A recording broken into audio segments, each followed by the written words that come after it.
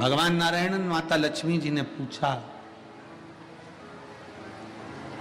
देवऋषि नारद आप इतने प्रसन्न क्यों हैं? जब आप खुश दिखेंगे तो सामने वाला पूछेगा क्यों खुश हैं? तो लुटा दिया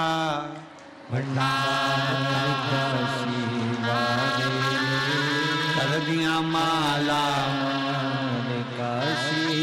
चेहरे की प्रसन्नता क्यों है वो पूछें। एक पत्र है,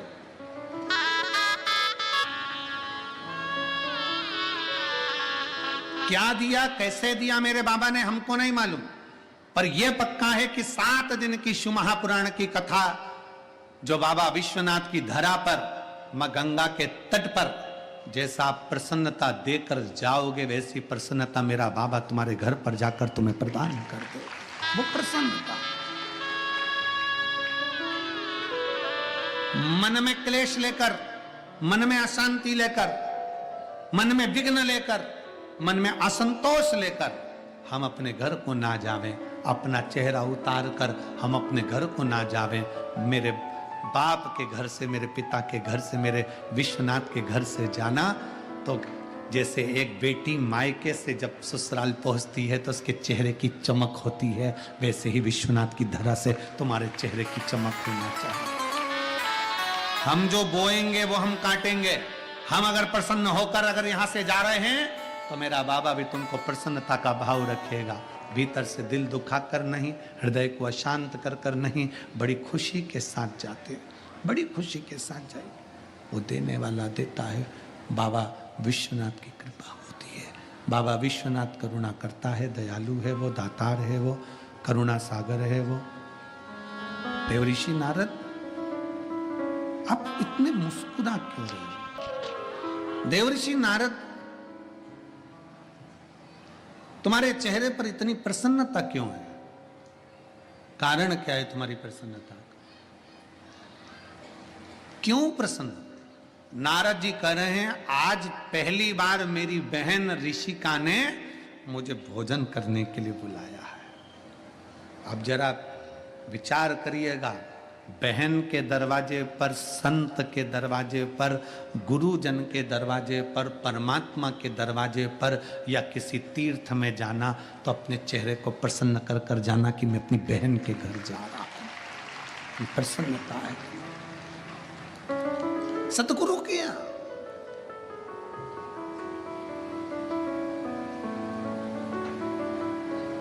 390 गुरु मिले थे राजा परीक्षित को। कोई कहता है कि मैं यज्ञ करवाऊंगा, मेरे पास बैठो। कोई कहता है मैं अनुष्ठान करवाऊंगा, मेरे पास बैठो। कोई कहता है मैं ये करवाऊंगा, मेरे पास बैठो। 390 ऋषि गुरुजन मिले, सबने कहा मैं ये कराऊंगा। तो राजा परीक्षित कहते हैं मुझे केवल 7 दिन मिले हैं और 7 दिन में मेरे प्राण छूट जाएंगे, बताओ मैं क्या करूं। कोई के हवन कराएंगे, कोई के यज्ञ, कोई अनुष्ठान, कोई ये तपस्या, कोई तप, कोई साधना। तो राजा परीक्षित ने कहा मैंने सुना है कि तप साधना तो हजारों वर्ष तक हो जाए तो भगवान मिलता है, यज्ञ करते करते थक जाओ तब भगवान मिलता है। कोई साधारण सा सरल सा तरीका बता दो जिससे परमात्मा मिल जाए। 390 गुरु मिलने के बाद 391 नंबर के थे श्री सुखदेव जी महाराज, जो शंकर का एक अंश थे, जिन्होंने राजा परीक्षित को शिव कथा, श्रीमद् भागवत कथा श्रवण करा दी थी। 391 नंबर के आखिरी में। और राजा परीक्षित ने कहा मुझे सर्प डसेगा, मुझे सर्प डसेगा, सांप मुझे डसेगा।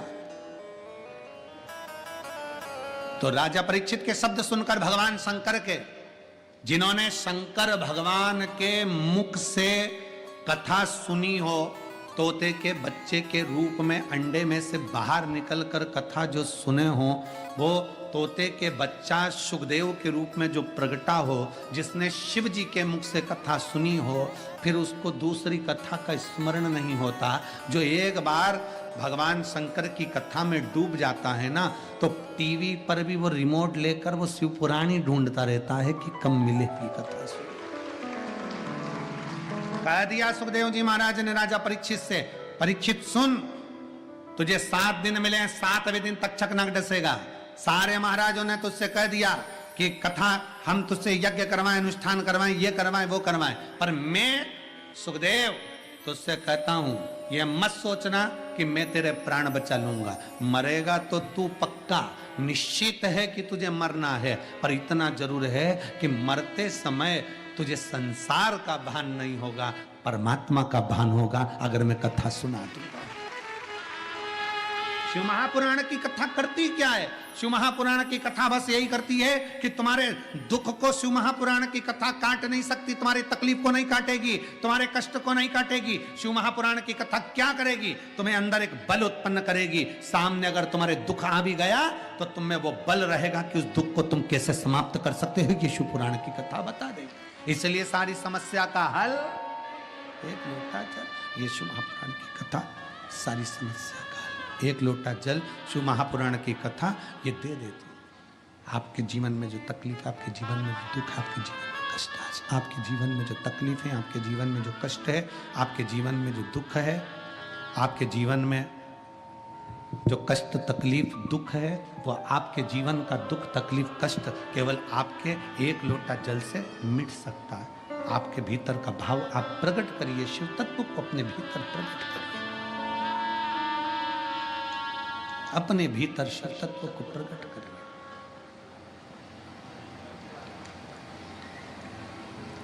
तुम इतने प्रसन्न क्यों जा रहे हो? तुम इतने प्रसन्न क्यों? मैं अपनी बहन के घर जा रहा हूं। आप सब लोग शंकर जी के मंदिर में एक लोटा जल चढ़ाने जाते हो? जम के बोलो जरा। जाते हो? प्रसन्नता में जाते हो? घर से लड़कर नहीं, झगड़कर नहीं, क्लेश कर कर नहीं।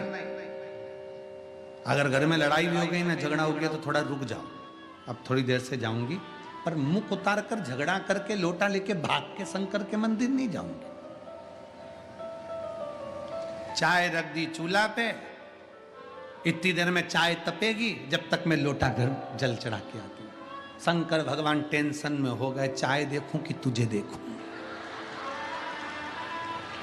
शिव जी टेंशन, तू तो चाय रखकर चली गई, किसके भरोसे? चाय रखकर किसके भरोसे गई?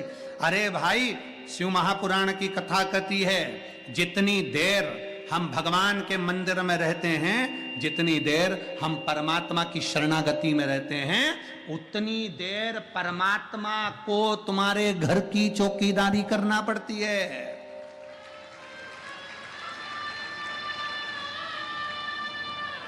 हम तो बाबा के भरोसे चलते हैं, हम तो बाबा के भरोसे चलते हैं। ये दुनिया वाले चलते हैं, ये दुनिया वाले चलते हैं, हम तो बाबा के भरोसे चलते। जितनी देर तुम भगवान के मंदिर में रहते हो, जितनी देर तुम सत्संग में रहते हो, जितनी देर तुम भगवान की, राजा जनक जी की कथा कहती है, राजा जनक जी के गुरु कथा कहने बैठते थे, जब तक जनक जी नहीं आ जाते थे तब तक कथा नहीं कहते थे।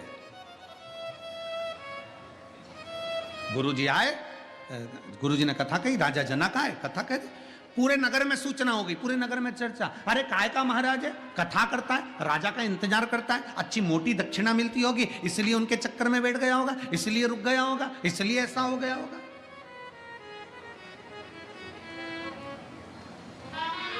राजा जनक की नगरी में गुरु ने लीला रच दी, आग लगी, आग लगी, सूचना देने वाला आ गया, महाराज पूरे नगर में आग लग गई, जितने कथा सुनने वाले थे सब बच गए, एक अकेले राजा जनक बैठे रहे, अकेले राजा जनक कथा सुनते रहे। कथा पूरी हो गई, जैसे ही कथा पूरी हुई, सारे गांव के लोगों ने कहा जनकपुरी के नगर में आग लगी है, सब चले गए, आप नहीं गए। राजा जनक कहते हैं, मेरे गुरु कहते हैं, हम जिसकी कथा सुनने बैठे हैं वो हमारे घर पर चौकीदारी कर रहा है, वो हमारे घर पर चौकीदारी कर रहा है। हम उसके आश्रित होकर बैठे हैं ना यहाँ। या किसके भरोसे पर बैठे हो तुम? सीहोर वाले महाराज के भरोसे पर नहीं, यहां विश्वनाथ के भरोसे पर बैठे हो।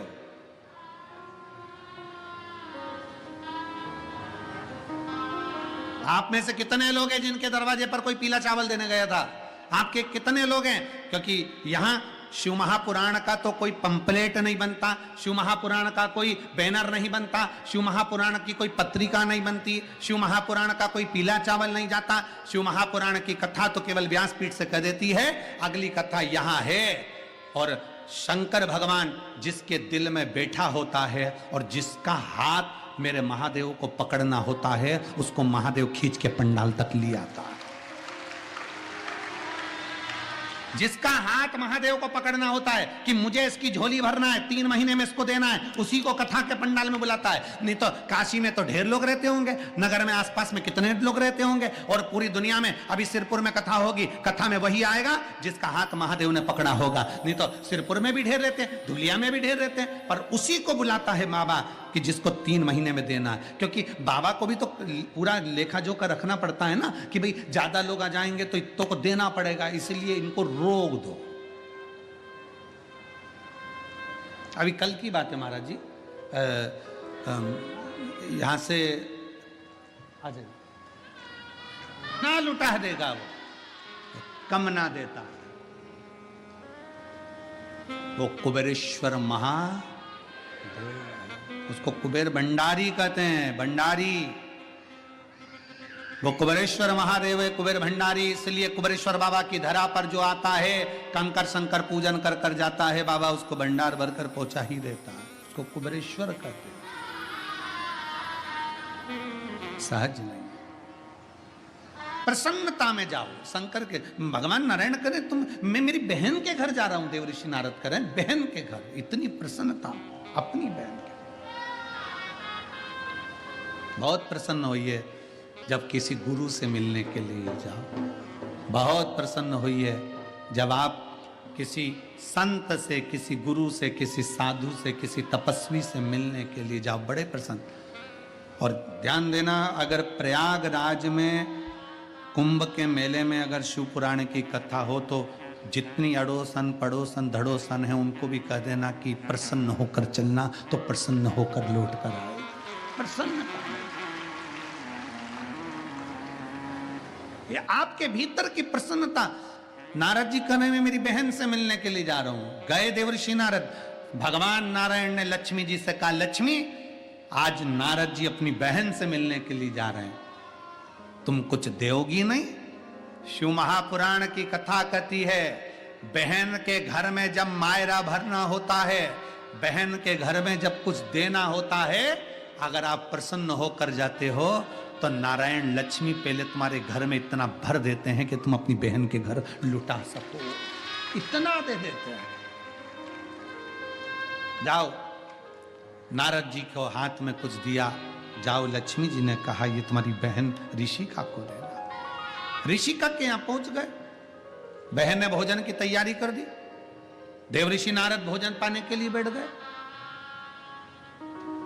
देवऋषि नारद जैसे भोजन करने के लिए बैठे, नारद जी का नियम था, संत साधु गुरु तपस्वी साधक उपासक अकेला नहीं खाता, उसका साथ जो होता है उसको खिलाता है।